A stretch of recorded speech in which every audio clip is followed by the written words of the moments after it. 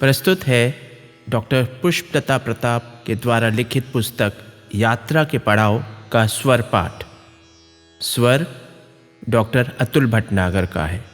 10वां पड़ाव, उपसंहार, 1963 से 1964।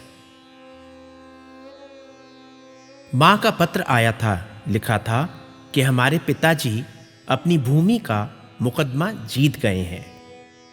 भजन पूजन में रत रहते हुए भी उन्होंने कर्म क्षेत्र से कभी मुंह नहीं मोड़ा था। अपने गाढ़े पसीने की कमाई की उन्होंने पसीना बहाकर ही रक्षा की थी। अपने पुत्रों के लिए क्रय की हुई भूमि पर जब उन्होंने दूसरों की कुदृष्टि देखी, तब 20 वर्ष तक धूप जाड़े में मथुरा से दिल्ली जाने का परिश्रम और न्यायालयों की वक्र गति भी उन्हें निरुत्साहित नहीं कर सकी थी। हम लोग उनके गिरते स्वास्थ्य को देखकर चिंतित होते थे, परंतु वह इस परिश्रम को अपना कर्तव्य मानते थे। दृढ़ निश्चयी पिता ने इस कार्य को संपन्न करके ही छोड़ा और उस भूमि को विक्रय करके सब बच्चों को चेक द्वारा सारा रुपया बांट दिया। मेरे पास जब चेक आया तो मैं गदगद हो गई और उसे सहेज कर रख लिया। महीने भर बाद पत्र आया कि शीघ्र चेक भुनाओ, मुझे हिसाब साफ करना है। मैंने बड़े बेमन से वह चेक 4 दिसंबर को जमा करने भेज दिया। 6 दिसंबर 1963 को रात्रि में तार आया कि मेरे पिता का स्वर्गवास हो गया है। मैं किंग कर्तव्य मूर्त हो गई। विश्वास ही नहीं हुआ। पिताजी सदा यही कहते थे, मेरे तो श्री रघुनाथ जी हैं, वही सब करेंगे। पर मेरी माँ के रक्षा कवच श्री रघुनाथ जी नहीं, हमारे लाला जी थे। उन्हीं के बल पर माँ छोटी बहन को लेकर उस विशाल कोठी में प्रसन्न मगन रहती थी। लाला जी के रहते न व्याधि आ सकती थी, न चोर आ सकता था, न कोई संकट। ये उनका दृढ़ विश्वास था। वे मंगल मूर्ति थे। सब बच्चे तो दूर चले गए थे। उनके साहस और धैर्य का स्तोत्र लाला जी ही थे। अब माँ कैसे रहेंगी, यही विचार मन को मथने लगा।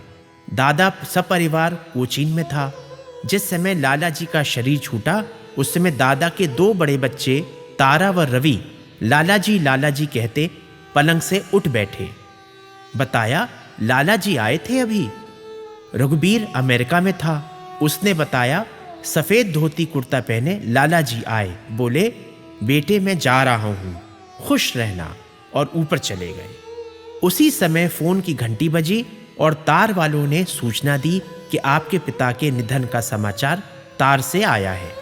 जो नहीं आ सकते थे, लगता है पिताजी ने स्वयं उनके पास जाकर विदा ले ली थी। हम सब बच्चे घर में जमा होकर भी पिता की कमी को रंज मात्र भी कम नहीं कर पाए। माँ बिलखती ही रही। हम कुछ ढांढस भी नहीं दे पाए। हम सब असहाय अनाथ से हो गए थे। हम देश विदेश चले जाते थे इस बल पर कि वह मथुरा में बैठे हैं, हम जब चाहेंगे पास आ जाएंगे। हम उन्हें पंचतत्व से निर्मित ही नहीं, पंचतत्वों जैसा अमर भी मानने लगे थे। आज लगा जैसे जीवन ही समाप्त होने जा रहा है। अब जीने की शक्ति कहां से आएगी? सब भाई बहन एक दूसरे का मुंह इसी प्रश्न सूचक दृष्टि से देखते रहे। पिता का 13 दिन का क्रियाकर्म पूरा करते करते हम सब 30 वर्ष बूढ़े हो गए। अब सहारे के लिए किसकी ओर देखें? अपने इस असह दुख में हम अपनी माँ के असीम दुख को भूल से गए। हमने ये भी नहीं समझ पाया कि माँ का पार्थिव शरीर मात्र रह गया है, आत्मा पिता के साथ ही चली गई है। उस दिन से सदा प्रफुल्लित रहने वाली हमारी माँ के मुख पर हंसी नहीं आई। एक बार मुझे लिखा था, खुशी की खबर सुनकर बेटी और जी घबराता है। मेरी माँ कुलदीप के पास दिल्ली आ गई और वहीं छोटी बहन का विवाह तय कर दिया था। वे छोटी बहन का विवाह शीघ्र कर देना चाहती थीं। विवाह के समय हमने उन्हें बहुत घबराया हुआ और कृशित पाया, पर कुछ कहा नहीं। विवाह के उपरांत उन्होंने मुक्ति की सांस ली।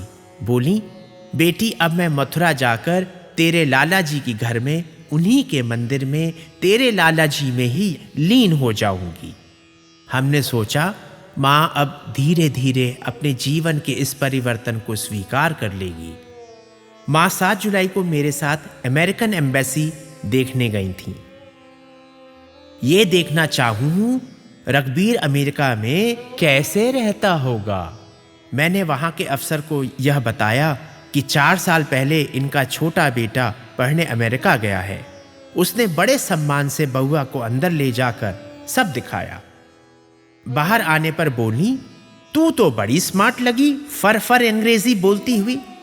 साड़ी भी तेरी बड़ी सुंदर है, सभी पसंद तेरी बढ़िया है।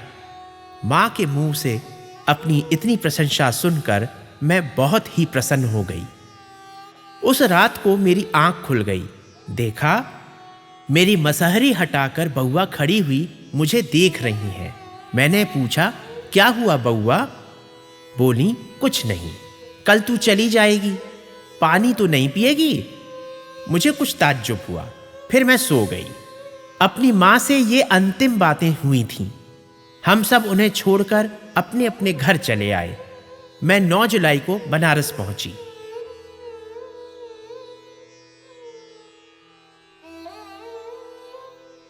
आठ दिन बाद फोन मिला, माँ की हालत बहुत खराब है और वे रेलवे हॉस्पिटल में भर्ती हैं। 19 जुलाई को जाकर देखा तो वह अस्पताल में अंतिम सांसें ले रही थीं। मुझे तो पहचाना भी नहीं। दिन भर बोलती रहीं, लाला जी को ही याद करती रहीं। बच्चों की भी कुछ बातें कर लेती थीं। मेरे पूछने पर कि बउआ, लाला जी की पसंद का भजन सुनोगी? बोली, हाँ, वही भजन सुना, भज मन राम चरण सुखदाई। भज मन राम चरण सुखदाई। भज मन राम चरण सुखदाई। राम चरण सुखदाई। भज मन राम चरण सुखदाई। जिन चरणन से निकसी सुरसरी। जिन चरणन से निकसी सुरसरी। शंकर जटा समाई। जटा शंकरी नाम पर्यो है। त्रिभुवन तारन आई। भज मन राम चरण सुखदाई। भज मन राम चरण सुखदाई।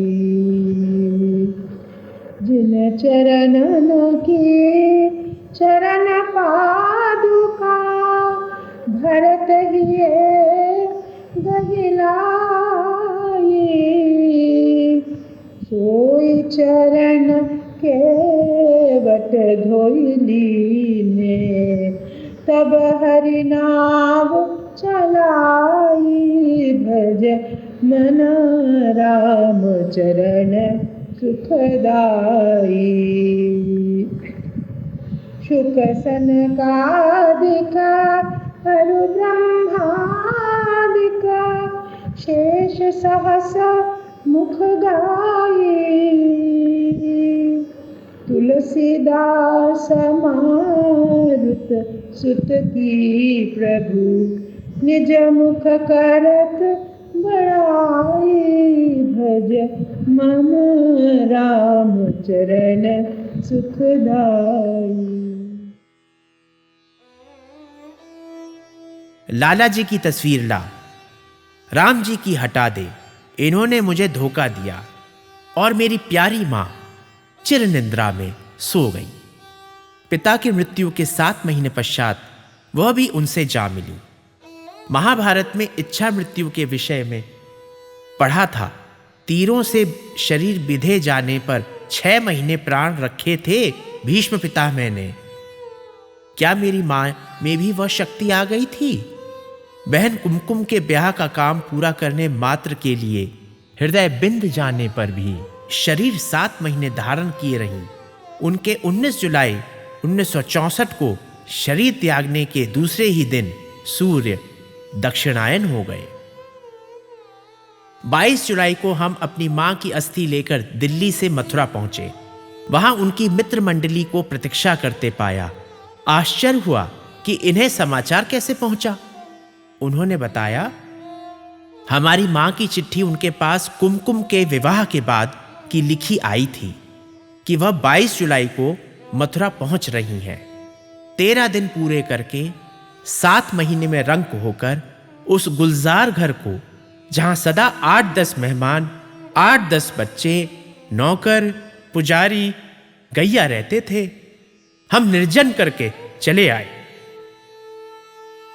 हमारे पिताजी को जाना पड़ा, इसलिए वह चले गए, पर लगता है मां ने हमें त्याग दिया। उनके साथ एक युग ही बदल गया, सोचने का ढंग ही बदल गया।